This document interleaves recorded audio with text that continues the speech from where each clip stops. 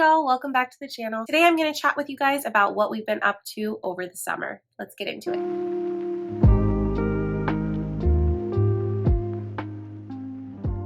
First of all, if you are new here, welcome. I'm so glad you're here. I'm so glad you found my channel. My name is Kaela. I am a second generation homeschool mama. I have 4 girls. I'm currently homeschooling my older 2 daughters because my younger 2 are still babies. Currently homeschooling my older 2 girls who just finished 4th grade and 1st grade and will be going into 5th grade and 2nd grade for the 2024-2025 school year. We have homeschooled since the very beginning, so this upcoming school year will actually be our 7th year homeschooling. In this space, I love to chat all things homeschool, mama life, stay-at-home mama life, and I typically share secular curricula and resources that we are using in our homeschool. All right, y'all, let's get into this. This video is going to be a little bit chatty. I want to share with you guys what's been going on, what we've been up to. So as many of you know, if you already follow me on Instagram, spring, April and May in particular, were just crazy, nuts, unbelievable in our house for our family. My 4th daughter was born in early April.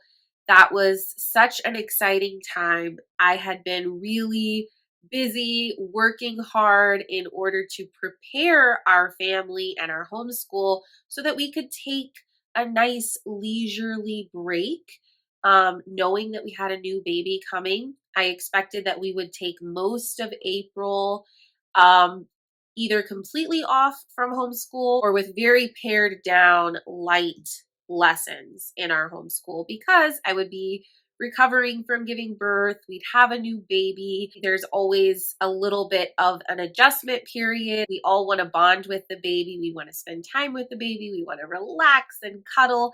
And I know in advance that that is not going to be a season where we're doing a lot of heavy academic days for our homeschool. So I had prepared, or so I thought.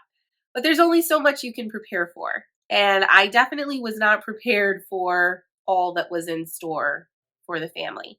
So my daughter was born, and literally 2 days after my daughter was born, my husband became extremely ill. He had cold flu-like symptoms, and I know that when I say that, people might think like, oh, you know, what's the big deal? Cold flu-like symptoms, everybody gets that from time to time.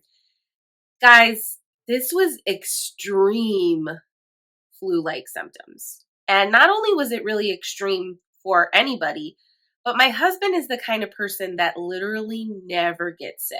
Like, we've been married almost 16 years. We've been together almost 20 years. He has gotten sick maybe once in the entire time that I have known him. He gets allergies occasionally, but like actually sick where he's in bed and he is really, really ill, I've only seen that happen once in our entire relationship.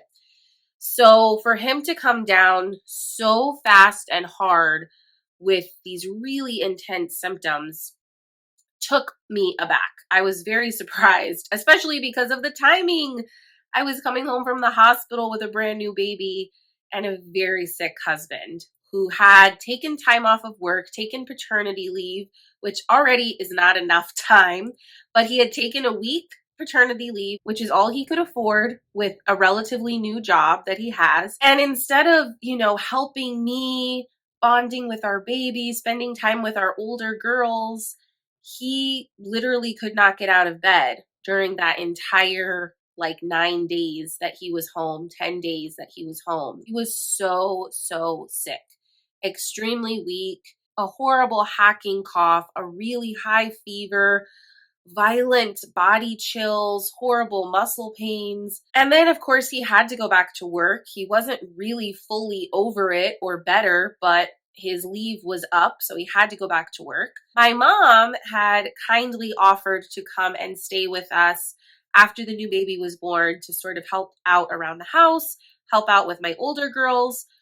She stayed with us for a couple of days, but had to cut her visit very short. She was hoping to have like 2 weeks with us. She had to cut her visit very short because my father ended up needing to be hospitalized for a really terrible kidney infection.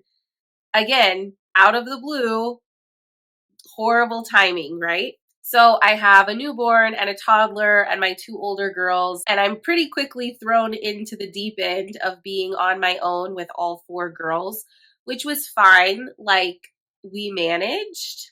Thank goodness my older two girls are extremely helpful. They're extremely self sufficient and they're competent in things like, making breakfast, making lunch. So that was extremely helpful. My husband was working and then coming home, still not feeling well, still feeling sick. And, some days he would like bring us some food for dinner and then go straight to bed. He would go through cycles where he would feel better for a couple of days. And we would think, oh, thank goodness you're over it. Like, you're finally getting over it. And then, 3 or 4 days after feeling better, he would wake up in the middle of the night with horrible chills and a high fever spike again. And it was like we were starting over from scratch. Like, he would be right back at square one, really sick with all of the same extreme symptoms that he had started with. And that cycle continued for all of April, where he was sick and then a little better and then a little bit sick and then really sick and then a little better, over and over and over again. Obviously, we had him tested for COVID, we had him tested for the flu. Nothing was coming back positive. We just kept thinking, this is a really weird and bad virus that you need to fight off. And then on May 12th, so at this point, he's been sick an entire month. On May 12th, new symptoms started to appear. So the night before, it was the weekend. The night before, he had had a fever spike. He had had his chills. He still had the same cough. That hadn't gone away at all the entire month.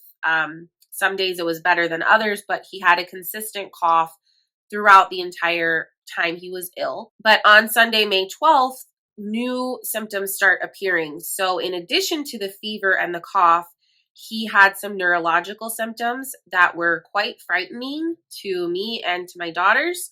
I want to keep his privacy, so I'm not going to go into the full gambit of what was going on. But it became very obvious that this was an emergency situation. My husband was not himself, and he did not seem to be completely aware of his situation, of what was going on. He was starting to get really, really foggy and really, really confused. And then there were some physical things happening with his body that he seemed unable to control. So it just became really obvious, this is an emergency situation. We need to get him to an emergency room. Obviously, I have a brand new baby. At that point, she was like barely 4 weeks old. I hadn't been leaving the house with her yet. I am a big believer in keeping newborns in a cocoon for as long as possible until their immune systems can get nice and strong and until they can get their first round of vaccines. So because of that, I stayed home with our new baby and our other daughters, and my brother-in-law actually took my husband to the emergency room. And that just started a week-long journey. My husband would call it torture, I'm sure, but he was really getting fantastic medical care. It just was a journey to figure out what was actually wrong with him. He had every single test you can think of under the sun, CT scans, MRIs, EKGs, ultrasounds, so much blood work. I could go on and on and on. Like, if you can think of a test, he's probably had it done. They were looking at everything from like meningitis to fungal infections to parasites. I mean, you name it, they were looking at it. I'm so thankful that we had a fantastic team of doctors, and the hospital, they had an infectious disease and rare disease team that actually worked with him to diagnose what the issue was. And it ended up that my husband had actually contracted endemic typhus. And that's pretty crazy because we don't think of typhus as being a disease that we often see here in the States. And it's not. It's super, super rare. But now that my husband has had it, I have educated myself a lot and learned a lot about it. And there are actually rising rates of typhus in the state where I live, which is Texas. There's also been a lot of recent cases in California and in Hawaii. So we are seeing it in the United States. Even though it is still very rare, it is happening, which is really scary and crazy because this illness can be life-threatening, but it can also cause permanent issues if you don't treat it in time. My husband could have had permanent neurological damage. Thankfully, we were able to get him treatment in time, but he does have substantial memory loss from the period where he was ill. There are entire days in his memory that he does not have. Typhus is a bacterial infection that is spread through fleas, ticks, lice. In our case, we feel pretty strongly that it was most likely a flea bite that made him ill in the first place. We actually do not have pets, which a lot of people are shocked to hear. My husband got typhus. We have no pets. Our neighbors all have pets. We are surrounded by neighbors who own dogs. We also have an issue with stray cats and dogs in our neighborhood. It's an ongoing issue that our city is constantly trying to combat. We also have critters in our yard and in our garage. We've encountered several possums over the years that we've lived in this house. And apparently possums are a big carrier of the rickettsia bacteria, which causes typhus. So there were definite opportunities for him to be exposed to this flea-borne illness, which is really, really scary. We have since had our entire house and yard treated for fleas and pests of all sorts. That will definitely be something we maintain. I am not going to neglect pest control in the future after this experience. My husband was extremely sick. His body did go into sepsis because of this infection. It affected every single system of his body. Thankfully, typhus is very treatable once they know that that's what it is. And so he was able to get on the right steroid and antibiotic regimen, and he rapidly got better once he was on the right medication, which was such a relief. I cannot even tell you. I'm sure if any of you have dealt with a very serious health episode or a life-threatening illness or incident, you know how terrifying and stressful that situation can be. And when you add a newborn on top of it, to say that I was an emotional wreck would be an understatement. It was really, really a hard time. It was really scary, and I'm so glad that it is over for the most part. The medical bills are still coming in, y'all. My husband was uninsured at the time. So far, we have around $43,000 of medical bills. It's crazy. It's insane. I'm going to be working with the healthcare providers to try to qualify for as much, financial aid, assistance, whatever programs that they have available. So hopefully we will not actually have to pay all of that. But yeah, it's been crazy. It's been real fun. Okay, so new baby, very sick husband. He's better now. That was all of April and all of May. And I did not intend on taking as much time completely off of homeschool lessons as we ended up needing to take. We really didn't have a choice. I mean, we were just trying to survive. Like, basic needs were the priority. Making sure the kids eat every day. Like, that was where my head was at for a lot of those weeks. So school had to be let go for quite a while. Because of that, we have needed to do a lot of catching up over the summer. I had intended on having a nice, like, 6-week summer break, maybe even 8 weeks. And that just became impossible because we basically took that break in the spring instead of in the summer. And it was a lot less fun than I hoped that that break would be. But what can you do? I mean, thank goodness homeschooling affords us that flexibility so that we can adjust based on our urgent needs as a family. And that is exactly what we had to do. So come June, once everything had settled down, once my husband was back at work, feeling much better, once things settled down in June, I looked at my daughters and I was like, okay, it's crunch time. Like, we really need to wrap up a lot of our grade level core work for their fourth grade and first grade year. That was my main focus. Like, we need to finish math. There were a couple of language arts components that they each had that they needed to wrap up. And so we really put our nose to the grindstone and really hit those books hard. Thankfully, it wasn't a lot that they had to finish. My main priorities as far as wrapping up a grade level are math and language arts.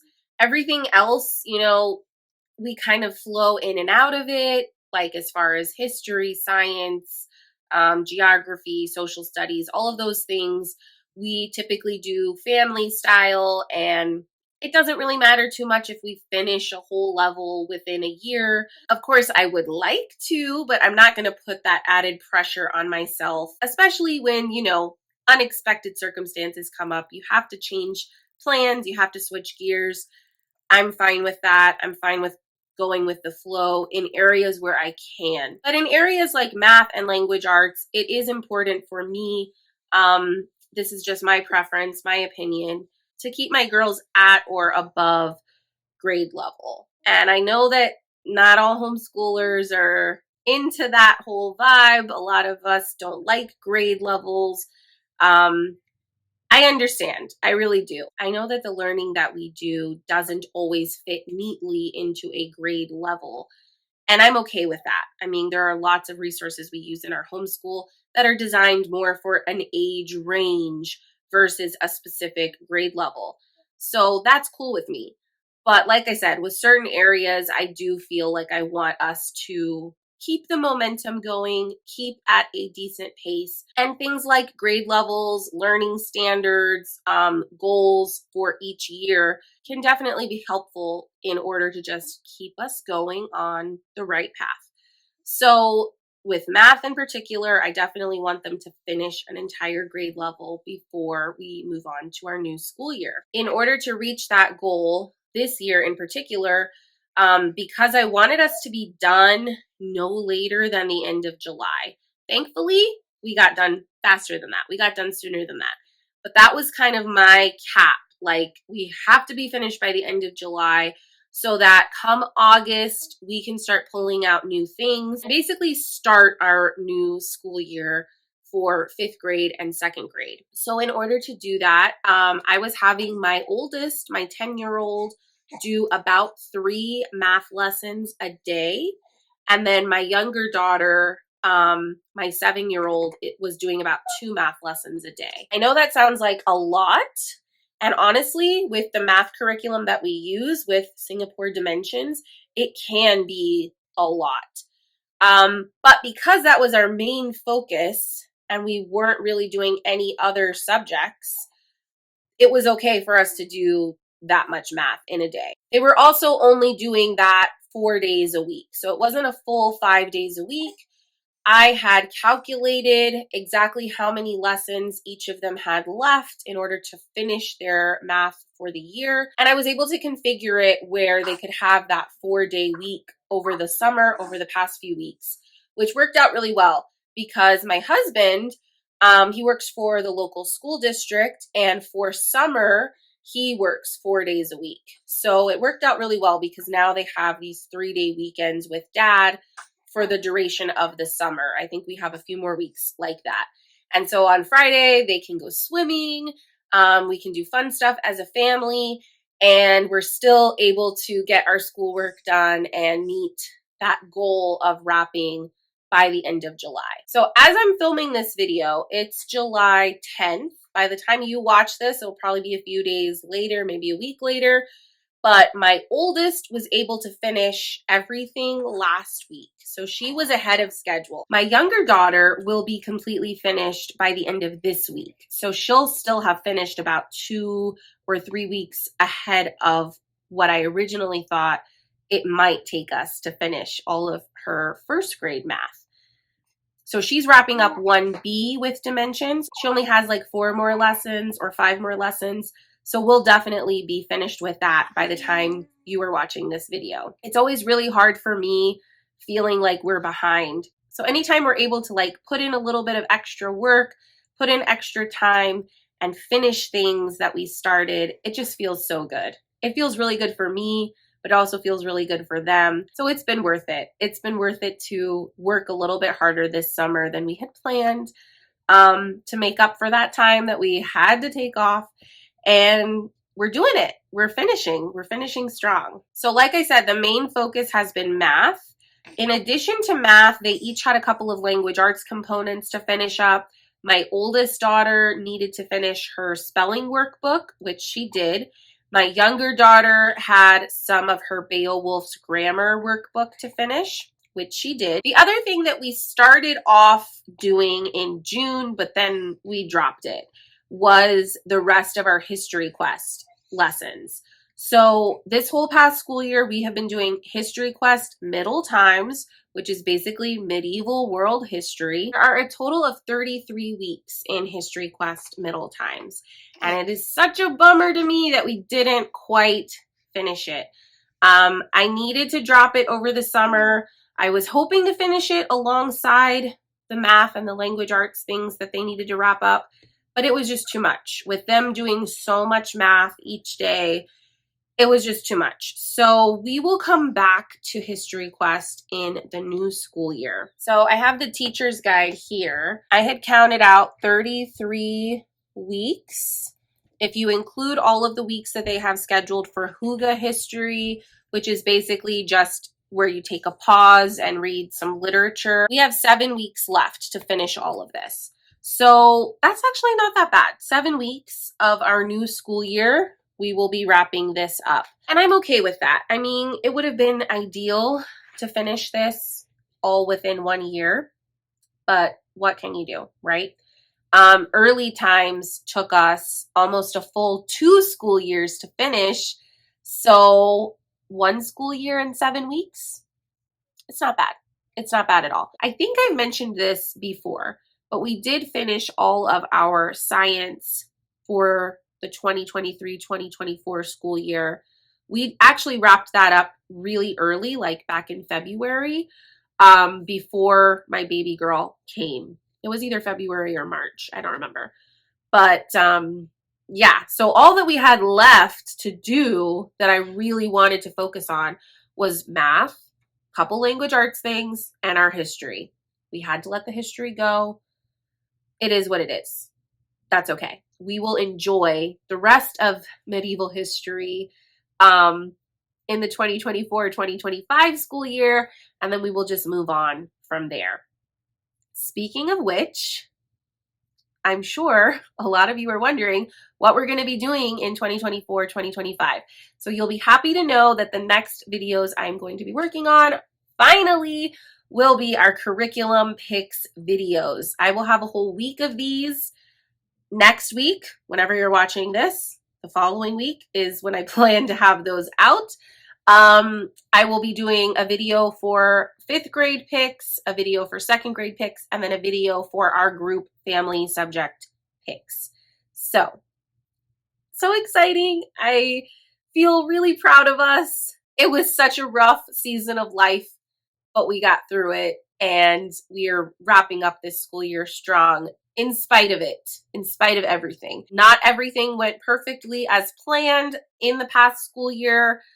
It never does. So I'm just taking everything that I learned and experienced and hoping to apply it to our next school year and just continue to refine things and tweak things and improve things so that hopefully we have an even smoother year than last year. Last year was actually pretty great. Until the tail end of it, it was really a great year for us. So I'm hoping that next year will be even better.